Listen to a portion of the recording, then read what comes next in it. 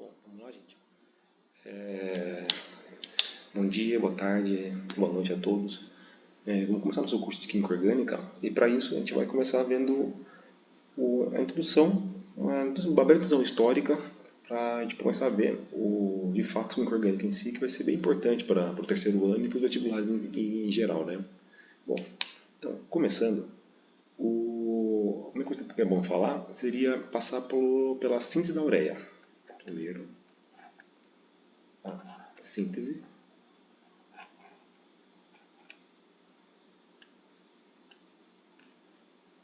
da ureia.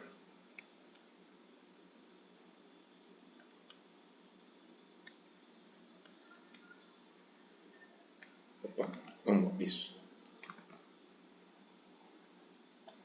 Porque o que acontecia? Lá pelo ano de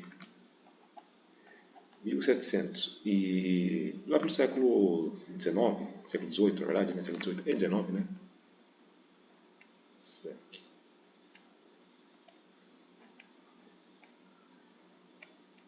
No século XIX, existia a ideia do vitalismo.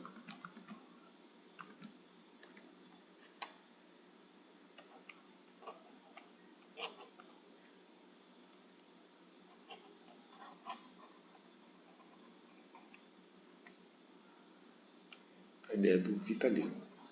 O que significava isso? Significava que, para a época, eles já tinham uma ideia de química, né, que a química havia desde antes, já a gente viu em outros cursos, né, sobre a evolução da química através da alquimia e tudo mais, e já se tinha uma leve ideia do que seria a química orgânica. E no paradigma científico da época, no caso o vitalismo, dizia que a química orgânica, que compostos orgânicos só podiam ser formados através de seres vivos.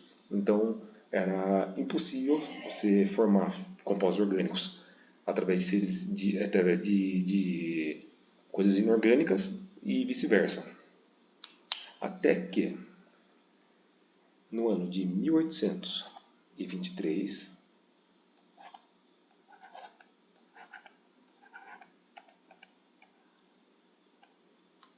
um cientista chamado Friedrich Roller, ele queria sintetizar o cianeto de amônio a partir de cloreto de prata e cianeto de prata, desculpe, e cloreto de amônio. Então ele queria sintetizar o cianato de prata, cianato de amônio, 64OCN, a partir de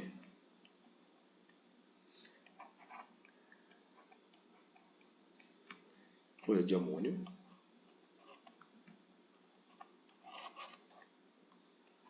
e cianeto de prata.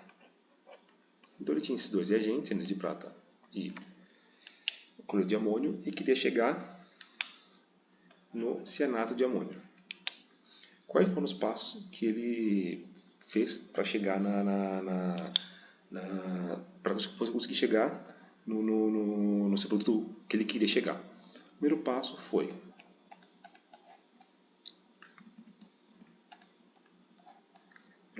ele pegou o cianeto de prata,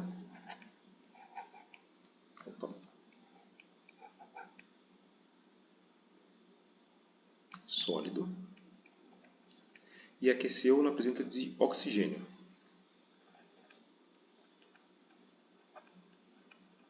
Esse oxigênio, né? Sempre lembrando que o símbolo de aquecimento em química seria esse delta maiúsculo em cima da flecha que separa reagentes e produtos. Então ele fez esse aquecimento, ele pegou cianeto de prata e aqueceu na presença de oxigênio e formou o cianato de prata.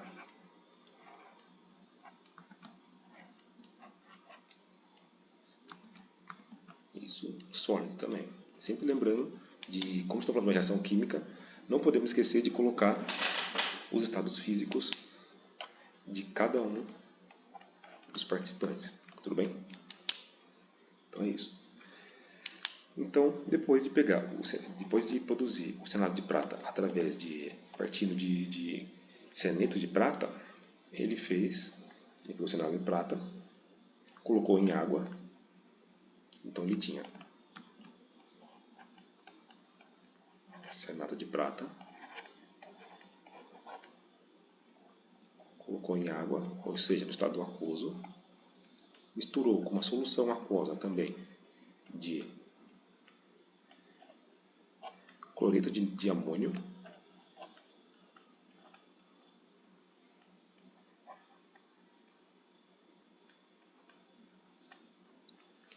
e disso ele formou dois produtos. Ele formou tanto cloreto de sódio, cloreto de prata, AgCl sólido, né? Que em água ele é muito insolúvel, ele é muito pouco solúvel, e formou o que ele queria formar, que era o cianato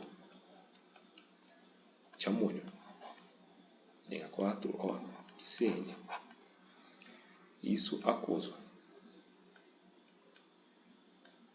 Que essa era a ideia dele, e nesses dois passos ele conseguiu sintetizar o cianato de amônio. Só que ele tinha isso aqui, ele tinha o cianato de amônio no estado aquoso. Ele queria o estado sólido para poder manipular, poder vender e tudo mais. Então o que ele fez? Ele pegou a solução e evaporou ela.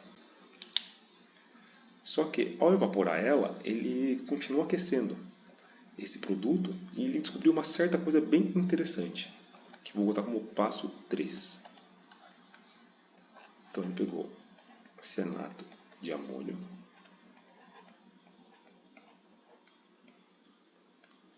no caso agora sólido, continuou aquecendo e ele viu que ele formou cristais de ureia, que eu vou representar como CO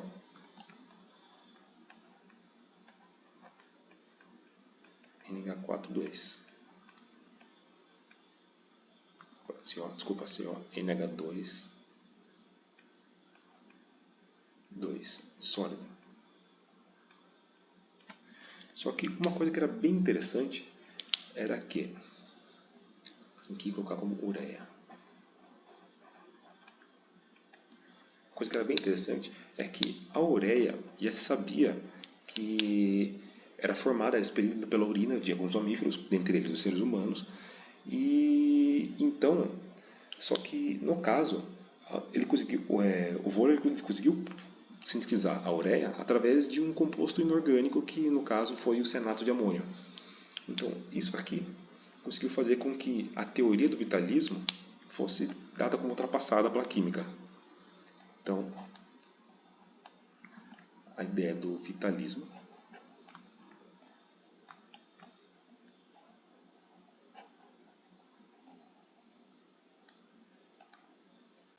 foi dada como ultrapassada na química, dando um novo ar agora, um novo paradigma para toda a química orgânica.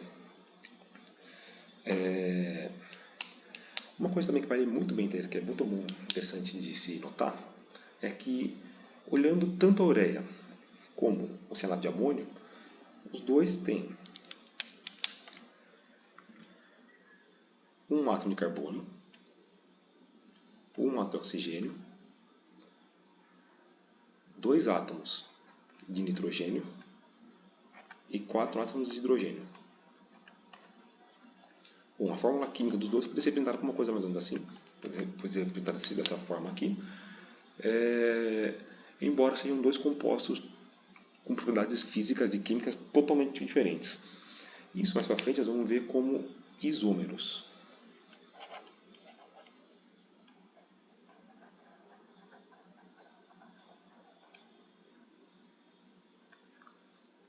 Isso aqui que a gente chama de isomeria, são substâncias que têm mesma fórmula molecular, mas as suas formas estruturais são diferentes.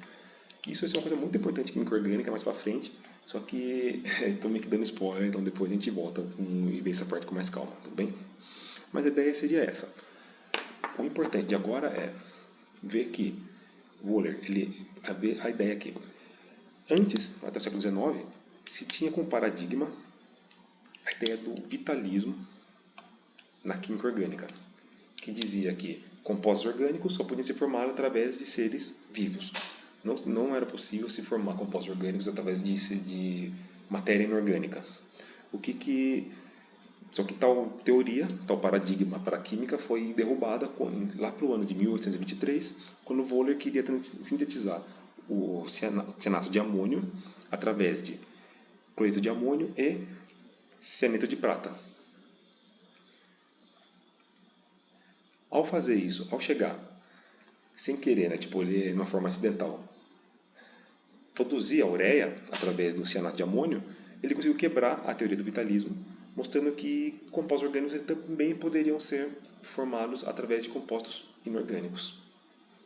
Então, bom, a primeira parte, uma parte histórica que já foi dada, seria isso, gente. Até a próxima aula. Muito obrigado pela atenção e até a próxima aula. Tchau, tchau.